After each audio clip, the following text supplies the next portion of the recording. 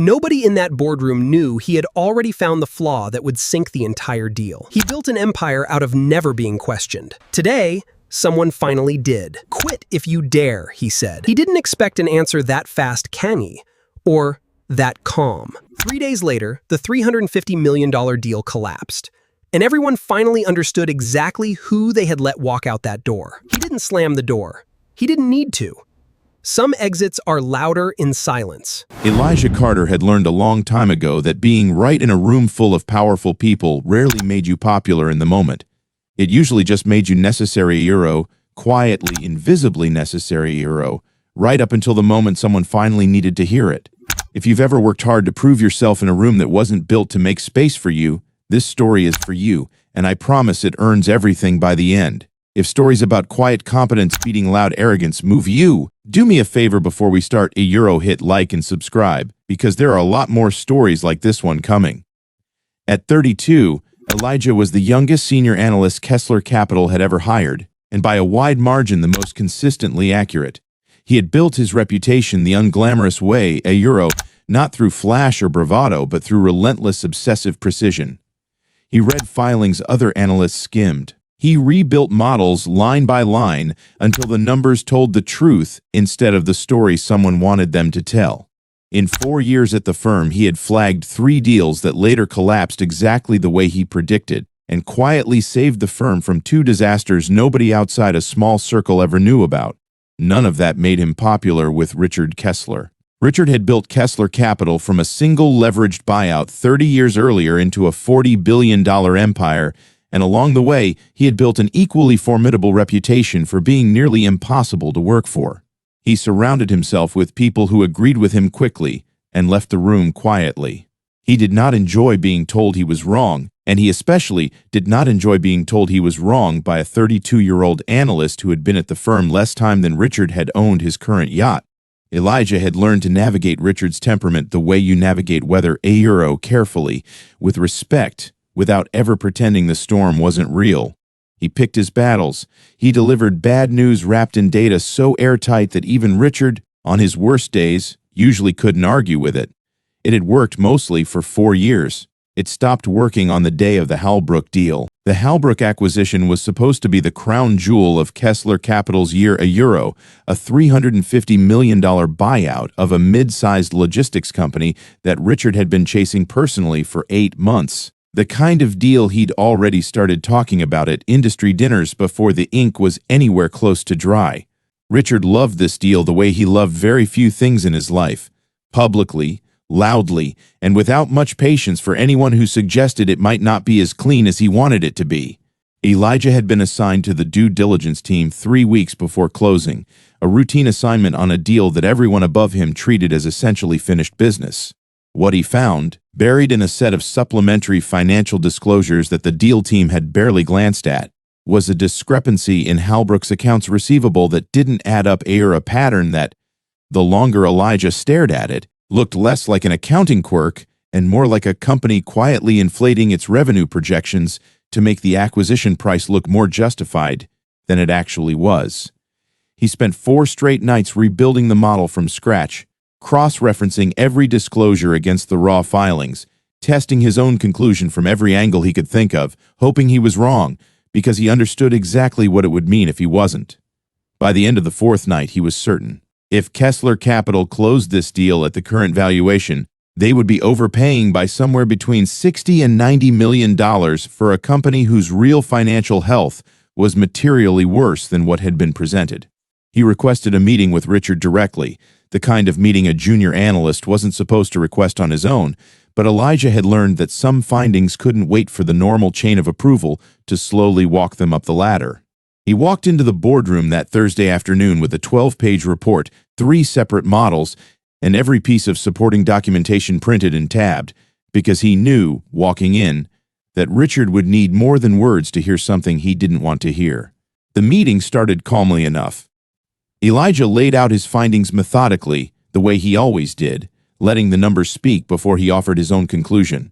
For the first few minutes, Richard listened, arms crossed, expression unreadable, the deal team around the table exchanging uneasy glances as Elijah's analysis unfolded. Then Richard interrupted him.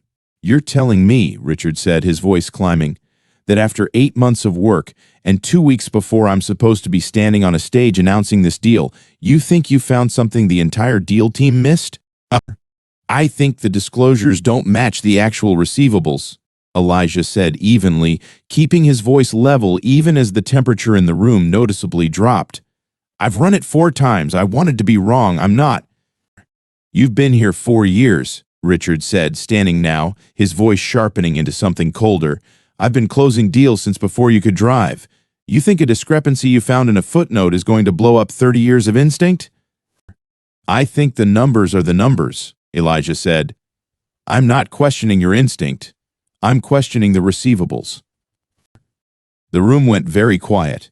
A few of the senior partners shifted in their seats, the particular stillness of people who recognized a line being approached that shouldn't be crossed, and knew they had no intention of being the ones to cross it themselves. Richard's face had gone a shade darker, the practiced charm he wore for investors completely absent now. He looked at Elijah for a long moment, and when he spoke again, his voice carried an edge that made it clear this had stopped being about the deal at all. "I built this firm with my own hands," Richard said. "I don't need someone who's been here 5 minutes telling me how to run it. If you don't like how I do business, you know where the door is. Quit if you dare." The words landed in the room like something physical. A few people looked down at the table. Someone near the far end audibly exhaled. It wasn't just the dismissal a euro, it was the tone underneath it. The particular condescension of a man who had said versions of that sentence to plenty of people before, usually people who looked exactly like the young analyst sitting across from him now, and had never once expected any of them to actually take him up on it. And his voice, he didn't argue further. He looked at Richard for a moment, steady and unhurried, the same calm he brought to every model he'd ever built, and then he closed the folder in front of him with quiet precision. "You're right," Elijah said finally. "I do know where the door is." He stood, buttoned his jacket, gathered his report, and walked out of the boardroom without another word, leaving behind a stunned silence that no one in the room quite knew how to fill. Richard, for his part, waved a dismissive hand at the empty chair, muttered something about analysts who couldn't handle pressure, and told the team to move forward with closing exactly as planned. Elijah cleaned out his desk that same afternoon. He didn't make a scene. He didn't send an angry email to the partners.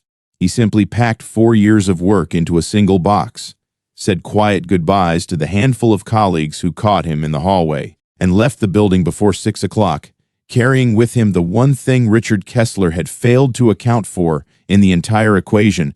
Elijah was the only person at the firm who fully understood exactly how deep the problem with Halbrook's numbers really went. The deal closed 9 days later, exactly as scheduled, with Richard standing on a stage in front of investors and cameras, announcing the $350 million acquisition with the same booming confidence he brought to every public appearance. For 3 days, everything appeared fine. Then, on the 4th day, Halbrook's actual quarterly numbers came in for the first post-acquisition reporting period. And the discrepancy Elijah had flagged wasn't just present a euro, it was worse than even his most conservative model had predicted. The receivables Halbrook had reported simply weren't there. Revenue that had been counted twice in overlapping contracts unraveled within days of closer scrutiny. Analysts outside the firm who had been quietly skeptical of the valuation from the beginning began asking pointed questions in earnings calls. Kessler Capital's stock, already jittery from months of speculation about the deal, dropped hard the moment the first signs of trouble became public. By the end of the week, what had been billed as the crown jewel acquisition of Richard Kessler's year had become instead the most expensive miscalculation of his career, a euro, a deal overpaid by exactly the range Elijah had calculated, unraveling in exactly the way Elijah had warned it would. Richard spent that week in a state most of his colleagues had never witnessed, a euro cornered, defensive, scrambling to understand how a deal his entire team had signed off on had gone so catastrophically sideways so quickly. It was one of the senior partners, a woman named Diane Osei, who had sat quietly through the original meeting and remembered every word of it, who finally said what no one else in the firm was willing to say out loud. We had someone who caught this, Diane said, sliding a folder across. Richard's desk, Euro. A copy of Elijah's original 12-page report, quietly saved by a junior analyst who had believed Elijah was right and hadn't been able to bring herself to delete it. He caught it 3 weeks before we closed. You told him to quit. He did. Richard read the report in silence, the same report he'd waved off in the boardroom 9 days earlier, and this time there was no one left in the room for him to raise his voice at. The numbers hadn't changed. Only his ability to ignore them had run out.